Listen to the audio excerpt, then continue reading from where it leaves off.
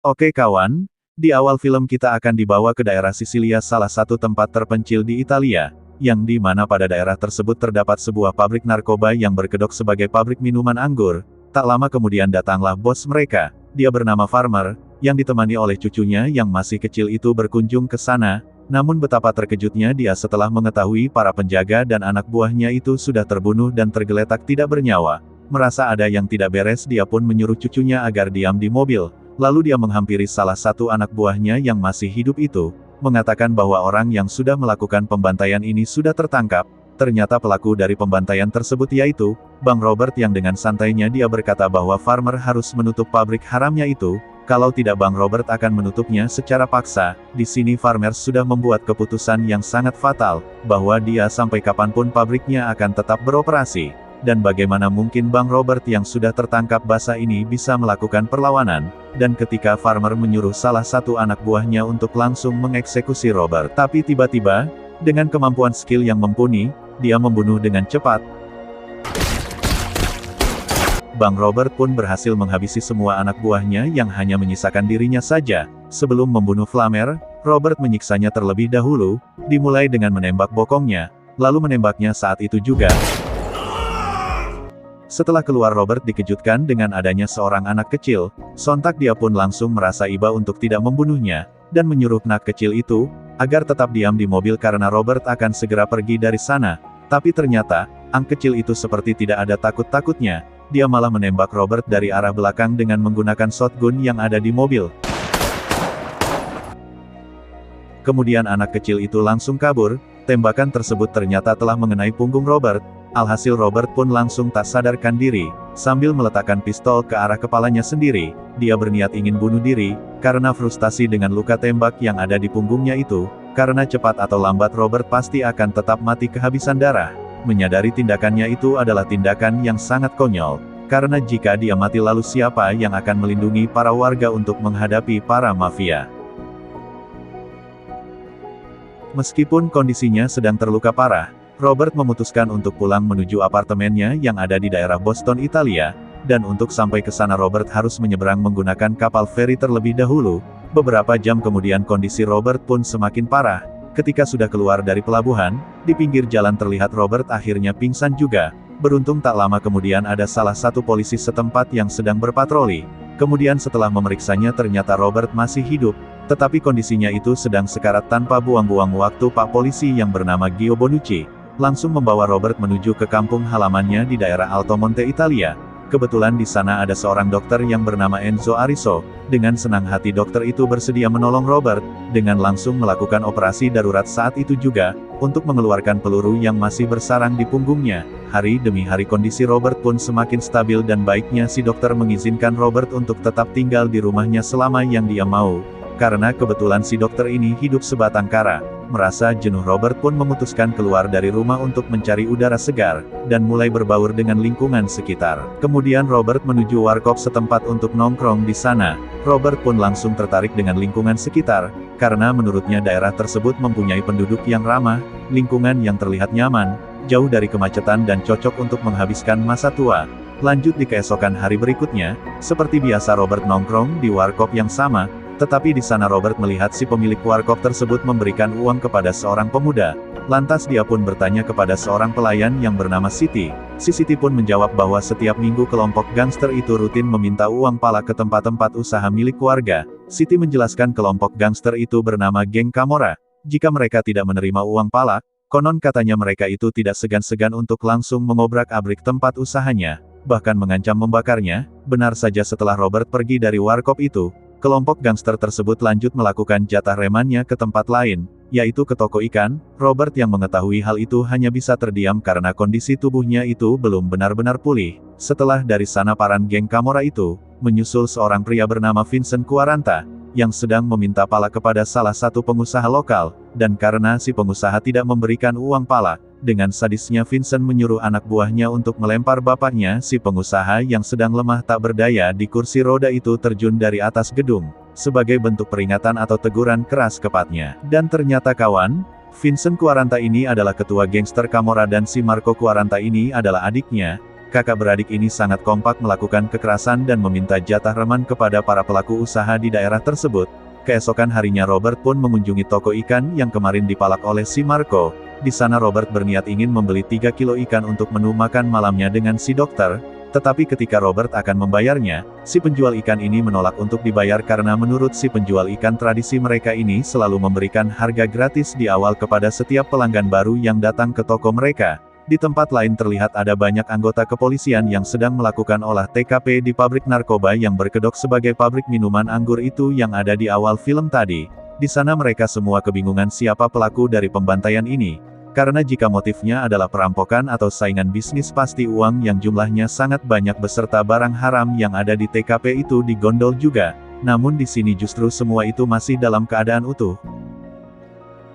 Kemudian di malam hari ketika kios-kios dan semua lapak sudah tutup, tiba-tiba warga setempat panik setelah mengetahui kios milik si penjual ikan itu sudah terbakar habis. Robert yang melihat kejadian itu pun tidak bisa berbuat banyak. Dia menduga bahwa pelakunya itu pasti komplotan geng Camorra yang terlihat dari kejauhan. Mereka semua seperti senang dan sambil menyaksikan kebakaran itu. Sebagai petugas kepolisian, Bonucci langsung mengumpulkan semua rekaman CCTV yang ada di sekitar lokasi kebakaran. Dan setelah memeriksanya ternyata benar bahwa kebakaran itu sengaja dilakukan oleh komplotan geng Camorra. Kemudian Bonucci langsung melaporkan tindakan bejat tersebut kepada atasannya. Keesokan harinya, ketika Robert sedang nongkrong di warkop, dia didatangi oleh salah satu agen polisi yang bernama Emma Collins. Karena sebelumnya Robert pernah melapor kepada polisi, bahwa di daerah Altomonte ada salah satu kelompok gangster yang sangat meresahkan warga, yaitu geng Camorra. Alasan Robert melibatkan polisi adalah karena geng Camorra mempunyai keterkaitan hubungan dengan gerombolan narkoba yang ada di daerah Sisilia, Italia, yang pernah Robert bantai saat di awal film tadi, yang dimana geng Camorra mendapat stok narkoba dari mereka, dan bisa kita simpulkan bahwa kegiatan palak memalak yang dilakukan oleh geng Camorra selama ini adalah untuk diputarkan membeli narkoba kepada mereka. Kita kembali ke Bonucci yang sedang menunggu anaknya pulang sekolah. Di situ Bonucci mendapat telepon dari komplotan Camorra yang mengatakan bahwa anaknya itu sudah sampai rumah. Mendengar hal itu Bonucci pun langsung bergegas ke rumahnya, dan benar saja mereka semua sudah mengkondisikan anak dan istrinya, karena Bonucci sudah berani ikut campur mengenai kebakaran kemarin. Di sana dia dihajar sampai babak belur dan memperingatkan jika sekali lagi Bonucci ikut campur mengenai geng mereka, maka anak dan istrinya itu akan menjadi korban. Karena sudah bonyok, Bonucci pun pergi menuju rumah si dokter untuk berobat dengannya. Robert yang melihat hal itu dibuat semakin kesal atas apa yang sudah mereka lakukan kepada para warga yang tidak bersalah. Kemudian di malam hari ketika Bonucci dan keluarganya itu sedang makan malam di sebuah restoran, dia kembali didatangi oleh geng Camorra. Tujuan mereka mendatanginya adalah mereka meminta kepada Bonucci agar menyiapkan sebuah perahu patroli yang akan digunakan untuk mengambil barang haram dengan beberapa konsumen mereka. Robert yang kebetulan sedang ada di sana pun mendengar obrolan mereka. Marco yang merasa dirinya sedang diawasi itu pun langsung menghampiri Robert.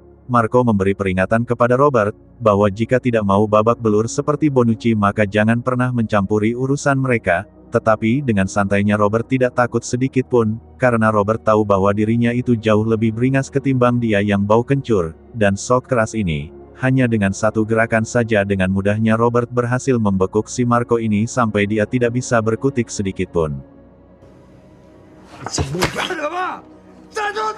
Robert menyuruh Marco agar memerintahkan semua kawanan gangsternya itu supaya keluar dari restoran, dan Robert meminta Marco agar menyerahkan pistol yang dia bawa. Merasa dirinya sudah dipermalukan oleh seorang om-om tua, Marco menyuruh kawanan gangsternya itu agar mendatanginya dan membuat perhitungan kepadanya. Tapi tiba-tiba ia tidak perlu repot-repot untuk mendatangi Robert yang ada, justru kini Robert lah yang mendatangi mereka semua. Setelah dua temannya tewas, Robert membantai salah satu di antara mereka dengan sebuah botol hingga tewas. Saat itu juga lanjut Robert mematahkan tangannya si Marco dengan teramat sangat brutal.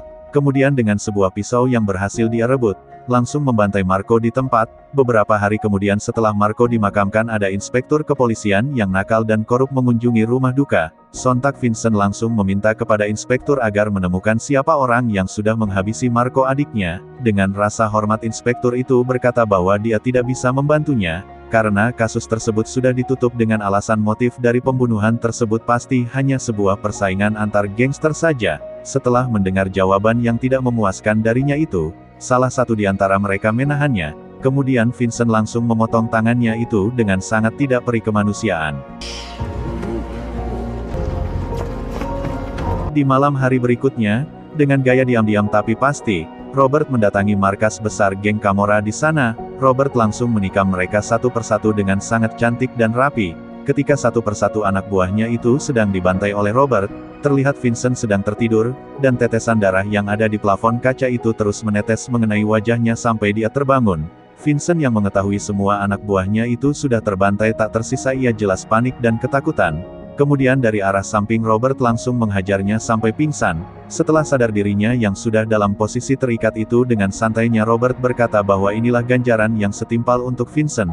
Seperti yang kita tahu bahwa selama ini Vincent sudah melakukan pemalakan, penganiayaan, kepada orang lain dengan seenaknya sendiri. Maka di sini Robert pun akan melakukan hal yang sama semau Robert, dan tentu Robert akan menyiksanya terlebih dahulu, dengan cara yang sangat psikopat. Pada saat Vincent dalam kondisi pingsan, ternyata Robert telah mencekokinya dengan puluhan butir pil koplo 3X, dengan tujuan dalam hitungan 6 menit lagi Vincent pasti akan mati tersiksa karena overdosis. Setelah itu Robert melepas ikatannya dan menyuruhnya agar bebas pergi sejauh yang dia bisa. Dengan langkah lunglai tak terarah, Vincent pun berhasil keluar dari markas. Kemudian meskipun sudah tertabrak mobil dia masih bisa bertahan juk, dan setelah waktu sudah mencapai batas 6 menit, akhirnya Vincent pun tewas. Keesokan harinya di rumah sakit, Emma yang sedang menyaksikan berita mengenai geng Camorra itu merasa lega. Lalu tak lama kemudian Robert pun menjenguknya sambil membawa tas yang berisi uang jutaan dolar. Robert menjelaskan bahwa uang tersebut dia ambil dari markas Camorra untuk mengganti uang pensiunan milik sepasang lansia yang pernah dipalak oleh geng Camorra. Beberapa waktu yang lalu setelah kondisinya pulih sesuai amanat dari Robert, Emma pun mengantarkan uang itu kepada pasangan lansia yang dimaksud. Mereka berdua tidak menyangka bahwa uang miliknya itu bisa kembali ke tangannya dengan selamat dan film pun selesai.